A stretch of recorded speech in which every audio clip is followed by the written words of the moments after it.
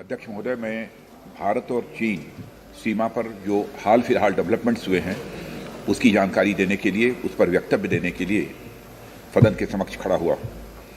अध्यक्ष महोदय, पिछले वर्ष सितंबर में इस गरिमामयी सदन के समक्ष मैंने एक विस्तृत वक्तव्य ईस्टर्न लद्दाख में भारत चीन सीमा पर हुई डेवलपमेंट्स के बारे में दिया था। मैंने यह बताया था कि चीन द्वारा पिछले वर्ष अप्रैल मई 2020 के दौरान ईस्टर्न लद्दाख की सीमा के समीप भारी संख्या में शस्त्र बल तथा गोला बारूद आदि इकट्ठा कर लिया गया है। चीन द्वारा येलेसी के पास कई बार ट्रांसग्रेशन का प्रयास भी किया गया था। हमारी सशस्त्र सेनाओं ने उन सभी प्रयासों के दृष्टिगत उपयुक्त जवाबी कार्रवाई की थी। अध्यक्ष महोदय, राष्ट्र के साथ इस सदन ने भी उन वीर भारतीय सैनिकों को श्रद्धांजलि दी थी जिन्होंने भारत की सीमा की रक्षा करते हुए अपना बलिदान दिया था। आज मैं इस सदन को कुछ और महत्वपूर्ण डेवलपमेंट्स के बारे में जानकारी देना चाहता हूं। अध्यक्ष महोदय, पिछले वर्ष सितंबर से दोनों पक्षों ने एक दूसरे के साथ मिलिट्री एंड डिप्लोमेटिक चैनल्स द्वारा संवाद स्थापित कर रखा है। हमारा यह लक्ष्य है कि एलएसी पर डिसएंगेजमेंट तथा यथास्थिति यानी स्टेटस को हो जाए ताकि पीस एंड ट्रैंक्विलिटी पुनः स्थापित हो सके। मैं संक्षेप में वहां की ग्राउंड सिचुएशन के बारे में सदन को दोबारा अवगत कराना चाहता हूं। सदन को ज्ञात है कि चीन ने अनधिकृत तरीके से लद्दाख केंद्र शासित प्रदेश के लगभग 38,000 स्क्वायर किलोमीटर पर 1962 के संघर्ष के समय से कब्जा बना लिया है। इसके अतिरिक्त पाकिस्तान ने अनधिकृत तरीके से पाक ऑक्युपाइड कश्मीर में भारत की लगभग 5,180 स्क्वायर किलोमीटर भूमि तथा सीनो पाकिस्तान बाउंड्री एग्रीमेंट 1963 के तहत चीन को दे दिया है। इस प्रकार चीन का 43,000 स्क्वायर किलोमीटर से ज़्यादा भारत भूमि पर अनधिकृत कब्जा है। चीन पूर्वी क्षेत्रों में भी अरुणाचल प्रदेश की सीमा पर भी कई वर्ग किलोमीटर भूमि को अपना बताता है। भारत ने इन अनजस्टिफाइड क्लेम्स तथा अनधिकृत कब्जे को कभी भी स्वीकार नहीं किया है। और अध्यक्ष महोदय, मैं सदन को यह भी बताना चाहता हूं कि भारत ने चीन को हमेशा यह कहा है कि बाइलेटरल रिलेशन दोनों पक्षों के प्रयास से ही विकसित हो सकते हैं। साथ साथ ही सीमा के प्रश्न को भी बातचीत के जरिए ही हल किया जा सकता है। परंतु येलेसी पर पीस एंड ट्रैंक्विलिटी में किसी प्रकार की प्रतिकूल स्थिति का हमारी बाइलेटरल टाइज पर बुरा असर पड़ता है। इससे चीन भी अच्छी तरह से अवगत है। कई हाई लेवल ज्वाइंट स्टेटमेंट में भी यह जिक्र किया गया है कि एलएसी तथा सीमाओं पर पीस एंड ट्रैंक्विलिटी कायम रखना बाइलेटरल रिलेशन के लिए यह अत्यंत आवश्यक है। अध्यक्ष महोदय, पिछले वर्ष से चीन के द्वारा उठाए गए कदमों के कारण पीस एंड ट्रैंक्विलिटी पर प्रतिकूल असर पड़ा है। इसके फलस्वरूप चीन और भारत के संबंधों पर भी प्रभाव पड़ा है। उच्च स्तर पर चीन के साथ कई बार बातचीत के दौरान, जिसमें मेरे द्वारा चीनी रक्षा मंत्री के साथ पिछले सितंबर की बैठक और मेरे सहयोगी विदेश मंत्री श्री जयशंकर जी की चीनी विदेश मंत्री के साथ तथा एनएसए श्री अजीत डोभाल की अपने चीनी काउंटर पार्ट के साथ बातचीत भी शामिल है। हमने यह स्पष्ट कर दिया है कि यह अत्यंत आवश्यक है कि एलएसी के सभी फ्रिक्शन पॉइंट पर डिसएंगेजमेंट किया जाए ताकि पीस एंड ट्रैंक्विलिटी पुनः स्थापित हो सके। अध्यक्ष महोदय, पिछले वर्ष मैंने इस सदन को अवगत कराया था कि एलएसी के आसपास ईस्टर्न लद्दाख में कई फ्रिक्शन एरियाज बन गए हैं।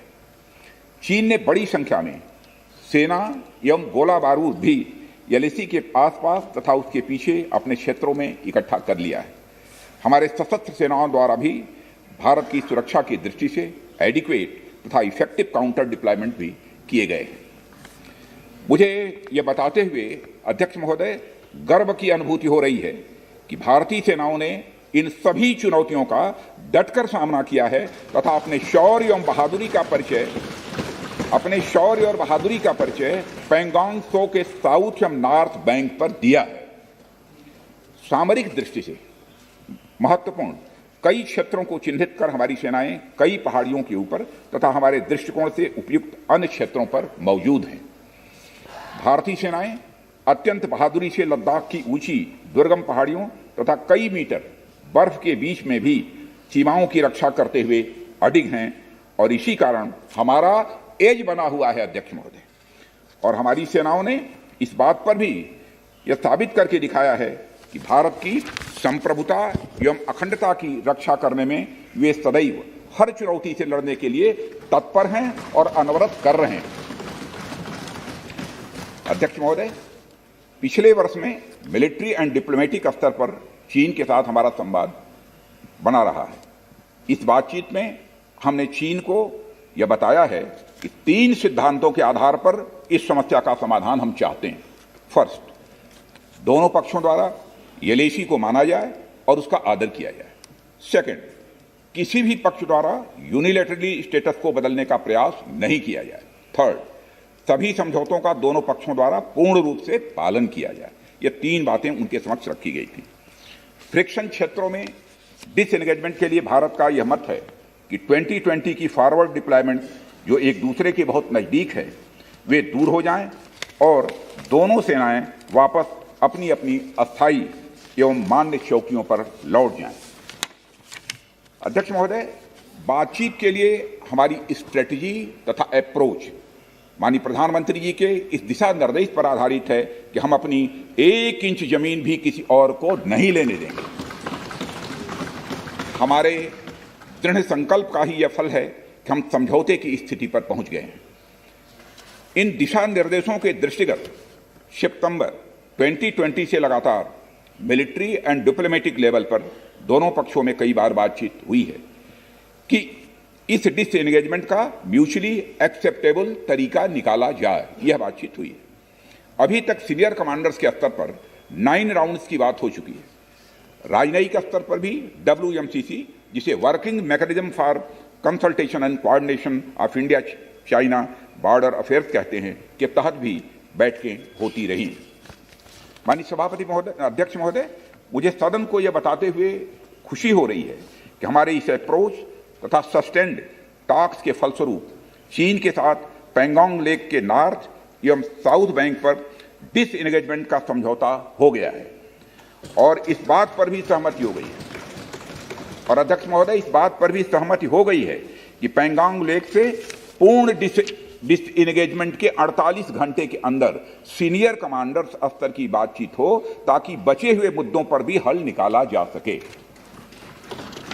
अध्यक्ष महोदय, पैंगोंग लेक एरिया में चीन के साथ डिसएंगेजमेंट का जो समझौता हुआ है उसके अनुसार दोनों पक्ष फॉरवर्ड डिप्लॉयमेंट को फेज्ड, कोऑर्डिनेटेड और वेरीफाइड मैनर में हटाएंगे। चीन अपनी सेना की टुकड़ियों को नॉर्थ बैंक में फिंगर 8 के पूरब की दिशा की तरफ रखेगा। मैं फिर से दोहराना चाहता हूं अध्यक्ष महोदय, चीन अपनी सेना की टुकड़ियों को नॉर्थ बैंक में फिंगर 8 के पूरब की दिशा में की तरफ रखेगा।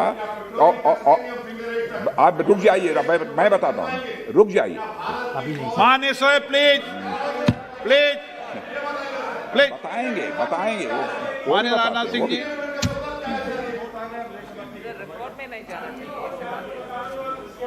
नॉर्थ बैंक में फिंगर 8 के पूरब की दिशा की तरफ रखेगा और इसी तरह भारत भी अपनी सेना की टुकड़ियों को फिंगर 3 के पास अपने permanent base Dhan Singh Rana post पर रखेगा।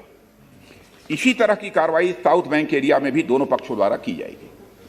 ये कदम आपसी समझौते के तहत बढ़ाए जाएंगे तथा जो भी निर्णय आदि दोनों पक्षों द्वारा अप्रैल 2020 से नॉर्थ एंड साउथ बैंक पर किया गया है उन्हें हटा दिया जाएगा और पुरानी स्थिति बना दी जाएगी। अध्यक्ष महोदय, यह भी तय हुआ है कि दोनों पक्ष नॉर्थ बैंक पर अपनी सेना की गतिविधियां, जिसमें परंपरागत स्थानों की पेट्रोलिंग भी सम्मिलित है, को अस्थायी रूप से स्थगित रखेंगे। पेट्रोलिंग तभी शुरू की जाएगी जब सेना एवं राजनयिक स्तर पर आगे बातचीत करके समझौता बनेगा और इस समझौते पर कार्रवाई कल से नॉर्थ एंड साउथ बैंक पर प्रारंभ हो गई है। और अध्यक्ष महोदय, सदन को इस बात की भी मैं जानकारी देना चाहता हूं कि मेरी अभी तक की जानकारी, मैंने स्टेटमेंट देने के लिए जब मैं सदन में आ रहा था तब तक की जो जानकारी है मेरी अभी तक की जानकारी के अनुसार जो समझौता हुआ है उसका क्रियान्वयन अभी तक, मैं फिर से दोहरा, अभी तक ठीक तरीके से हो रहा है। अभी तक दोनों तरफ से सारी बख्तरबंद गाड़ियां अपने परमानेंट बेस पर वापस जा चुकी हैं, यह हमको जानकारी मिली। अध्यक्ष महोदय, मैं इस सदन को आश्वस्त करना चाहता हूं कि इस बातचीत में हमने कुछ भी खोया नहीं और आगे की बात नहीं बोलना चाहूंगा। अध्यक्ष महोदय, आगे की बात नहीं बोलना चाहता। मैं फिर से बात दोहरा,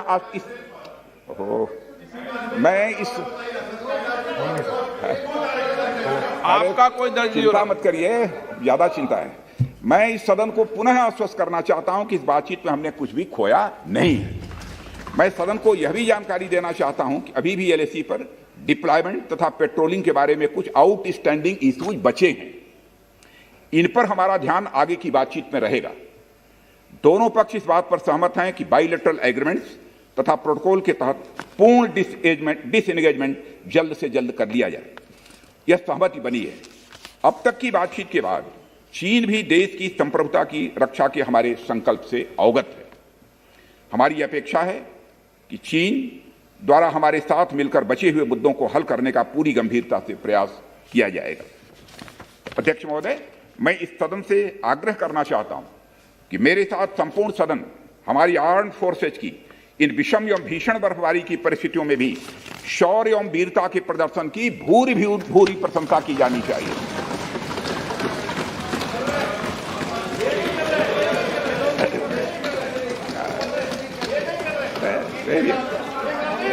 सभापति महोदय, अध्यक्ष महोदय, मैं यह भी कहना चाहता हूं कि जिन शहीदों के शौर्य और पराक्रम की नींव पर यह डिसएंगेजमेंट आधारित है, उन्हें देश सदैव याद रखेगा। अध्यक्ष महोदय, मैं आश्वस्त हूं कि यह पूरा सदन, चाहे कोई भी किसी दल का क्यों न हो, देश की संप्रभुता, एकता, अखंडता और सुरक्षा के प्रश्न पर एक साथ खड़ा रहेगा और एक स्वर से समर्थन करता है कि यह संदेश केवल भारत की सीमा तक ही सीमित नहीं रहेगा, बल्कि पूरे विश्व तक जाएगा। अध्यक्ष महोदय, इन्हीं शब्दों के साथ आपको बहुत बहुत धन्यवाद देते हैं।